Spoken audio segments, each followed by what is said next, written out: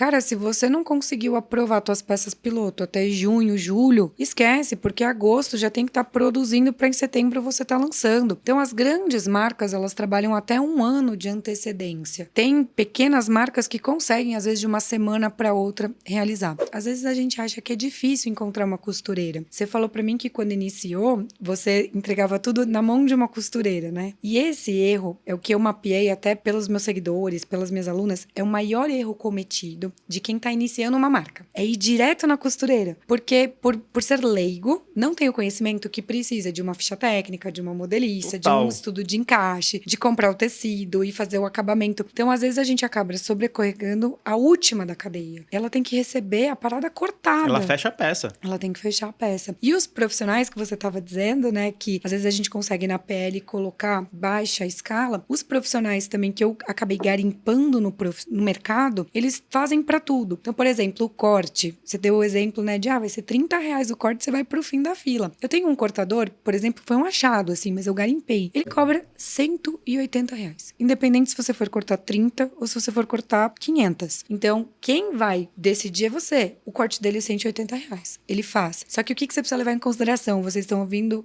o podcast 180 agora. dividido por 30. Por 30 é um valor alto. Então, quando você passa a fazer esses cálculos, né? Quanto maior a quantidade de confecção que se fabrica, menor o custo unitário. Você tá fazendo baixa escala, talvez o custo vá lá no alto. Então, vamos analisar se não compensa a PL, porque tudo isso tem que ser colocado na ponta do lápis para tomar a decisão. Mas acredito que muitos que estão nos ouvindo, às vezes nem conhecem os caminhos que existem. Por isso a importância desse bate-papo aqui hoje. Show de bola. E, inclusive, muita gente vai abrir marca e acha que é só comprar o tecido e levar na costureira. É igual tu falou, cara, a costureira ela vai fechar a peça, tem que desenvolver o produto, né? A ficha técnica, que é algo fundamental. Quando eu comecei a falar sobre ficha técnica na internet, a galera, e aí, ficha técnica? Cara, e vai em qualquer indústria, existe o padrão, né? E existe a personalização. A galera olha pra minha ficha técnica, que eu uso, são 12 anos de marca. A cada ano a gente foi evoluindo a ficha para que a gente consiga ali entender as necessidades de cada processo e deixar ela mais rica com informação para que elas não tenham dúvida nenhuma e que entenda e fique 100%. Né? A ficha técnica é um arquivo, para quem não sabe, é um documento, um arquivo que ele acompanha aquela produção junto, muitas vezes, com a peça piloto, e ali elas vão observar o posicionamento disso, daquilo, de um aviamento, como que é a costura, se é 2 agulhas, 1 agulha, tudo isso na ficha técnica para as costureiras terem essa base de como fazer o produto, né? Porque se não tem a ficha, não tem o manual de instrução de como montar o negócio. E aí as pessoas acham que é só pegar uma fichinha lá no Google e montar igualzinho ali, bota lá a grade de tamanho, que estão 2 coisas bem diferentes. Ficha técnica e ficha de produção,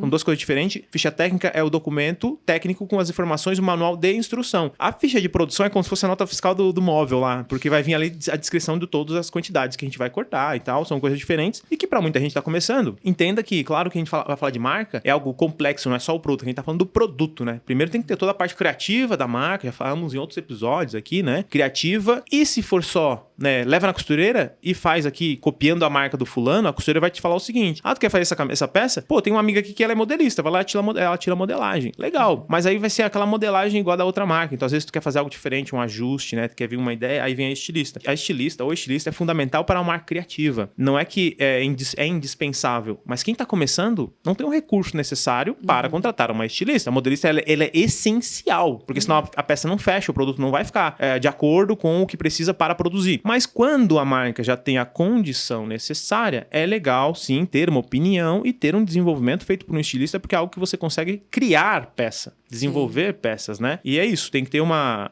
visão do beabá de como criar produtos e transformar ideias em produtos e sem esquecer da marca. E é legal porque, com certeza, deve ter várias alunas que focam bastante no produto, né? E nosso foco sempre foi marca, porque eu gosto de dizer, e falei anteriormente, que eu tenho que deixar a indústria para quem entende de indústria. Eu tenho que deixar o e-commerce para quem entende de e-commerce. Eu tenho que deixar a marca para quem entende de marca. Ou eu tenho que aprender a marca, aprender a fazer marca. Independente do produto, independente da matéria-prima, se é masculino, feminino, infantil, casual, o que vai valorizar a produção é a marca. E a marca, ela começa de uma história. E a história começa lá da pessoa que tinha um sonho, que teve uma ideia de desenvolver um produto, uma marca. E aí ela usar todo esse bastidor, né? Vai levar no corte, documenta, aproveita que tem essa oportunidade de fazer uma produção para transformar isso em criação, em marca. Porque esse storytelling vai ajudando a construir a marca. Então, é um ponto. Se tem oportunidade de produzir, maravilha. Usa isso ao teu favor no começo, mas quando conseguir verticalizar e terceirizar, terceiriza e vai focar na marca. Porque essa história inicial é muito importante, né? Sim. Eu consegui, ao longo do prazo, ter uma modelista freelancer parceira, que eu mando as fotos referências, às vezes desenho algo.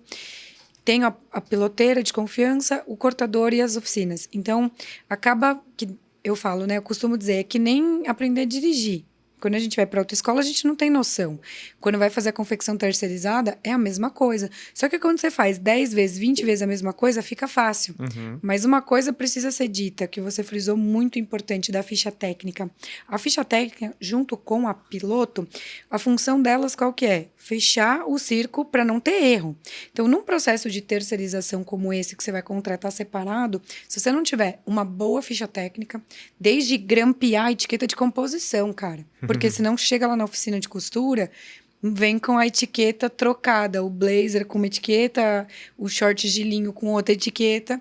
Então, a gente precisa ter documentado tudo, bem profissional, porque senão o que você vai... Vocês estão nos ouvindo agora. Vai errar muito e vai perder muito tempo e dinheiro. Então, aprenda a fazer a ficha técnica. Não precisa de uma formação com estilismo. Acredito que você ensina, né?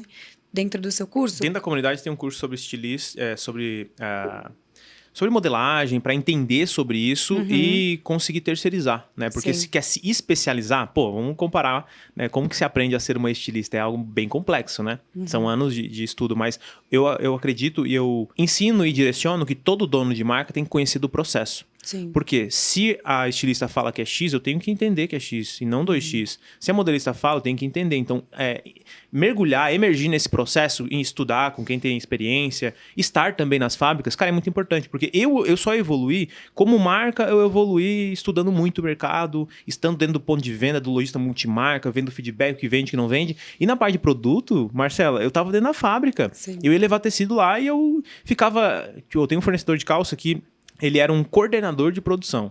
Ele tinha a indústria, mas ele fazia parte de coordenação. E aí, existem vários tipos que eu vou explicar depois, né? Que também tem, a PL, mas tem um coordenador, aí também tem todo o logístico que tu pode montar. E eu ia lá, muitas vezes, levava o tecido, que chegava para mim, sei lá, transportador. A gente também, na verdade, quando era produção fechada, ele tinha um estoque que entregava direto para ele. Mas a gente também sempre trabalhou com estoque regulador. A gente vendia, muita produção. Hoje é licenciado, mas tinha uma produção muito grande. Então, como trabalhava com e-commerce, não era só coleção. Tinha produção o tempo todo. Então, o estoque regulador de tecido. Quando tinha que levar tecido, eu botava no carro, levava lá para ele. Ao mesmo tempo, também já estava levando produto para lojista na mesma cidade, aproveitando a viagem.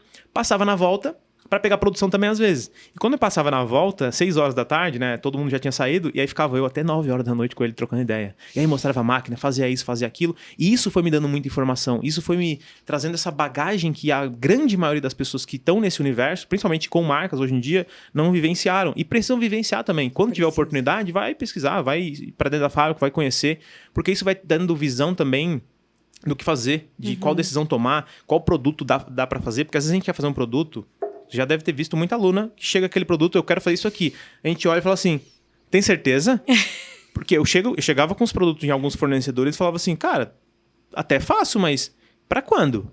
Porque isso aqui vai ser muito difícil de desenvolver. Né? E aí é aquela história, a gente sonha, mas nem tudo é realizável no tempo que a gente imagina que seja, né? Eu tenho uma história que eu comprei, a gente pegou uma referência de uma jaqueta, não sei qual era a marca, não lembro agora, mas era uma jaqueta toda colorida, com os recortes, jaqueta tactel forrada, com os recortes curva.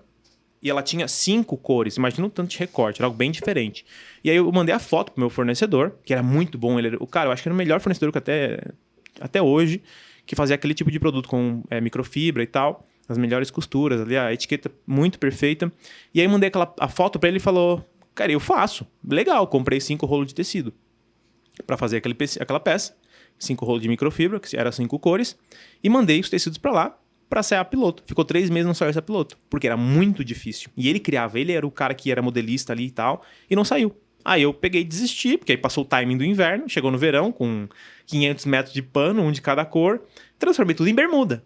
E aí fizemos a bermuda lá, colors, né? Uma de cada cor lá e tal. E, cara, às vezes a gente sonha, mas nem tudo é realizável no timing, coleção, inverno, verão. Então tem que ficar muito antenado quanto a isso, né? Ou eu quero fazer pra quando? E será que essa tendência não vai passar? Moda feminina é algo muito rápido. Sim. Então tem que entender, às vezes... Não vale a pena nem correr atrás de uma private label, porque o timing de produção que a private consegue desenvolver uma piloto, te entregar, tu aprovar e tu comprar, aprovar um pedido, eles colocar em produção, tem uma cadeia produtiva. Agora, às vezes é muito mais fácil lá na loja de tecido, compra, a fulana ali costura e aí tu consegue ter um produto com muito mais velocidade. Então tem esses pontos também, né? E isso é muito importante da galera que está nos ouvindo, que está começando a marca, porque, por exemplo, agora nós estamos gravando o podcast no final de fevereiro. Ele deve ir ao ar no primeiro semestre, né?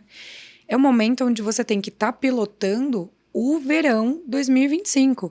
Cara, se você não conseguiu aprovar suas peças piloto até junho, julho, esquece, porque agosto já tem que estar produzindo para em setembro você estar lançando. Então, as grandes marcas, elas trabalham até um ano de antecedência, né? Tem pequenas marcas que conseguem, às vezes, de uma semana para outra, realizar. E o ponto, quando a gente compra muito tecido por volume, como esse exemplo que você trouxe, para fazer uma peça que a gente nem avaliou ser viável, né? Porque a gente olha uma foto, despertou o desejo, a gente quer desenvolver. Pô, vamos comprar primeiro baixa escala do tecido para avaliar se essa piloto é viável? Compra um corte. Compra uma pilotagem, às vezes... A gente chama de corte. Uhum. Alguns chamam de pilotar, eu chamo de corte, né? Eu Eles chamo mandam de lá, pilotagem. dobradinho, uma amostra do tecido de 1 metro, mais ou menos, para fazer Exato. uma peça. Só que isso precisa prestar muita atenção se esse tecido o fornecedor vai ter sempre. Tem muita coisa que é importação, que não Que tá é em linha. importação, que não tá em linha. Então, eu sempre oriento, né? Eu indico também os profissionais lá de tecidos, aviamentos, porque eles têm aquele pano o ano inteiro. E aí, você vai comprar 1 metrinho, 2 metrinhos, vai fazer a peça piloto, validou a peça piloto, aí sim a gente compra o tecido para larga escala. Então, isso, para quem está começando, eu acho que é muito importante ser dito para ser lembrado. Você acaba de assistir mais um corte do Marcas Podcast e para você assistir esse episódio completo, é só você ir lá no YouTube e procurar por Marcas Podcast, episódio 46. E aproveita e já se inscreve no canal.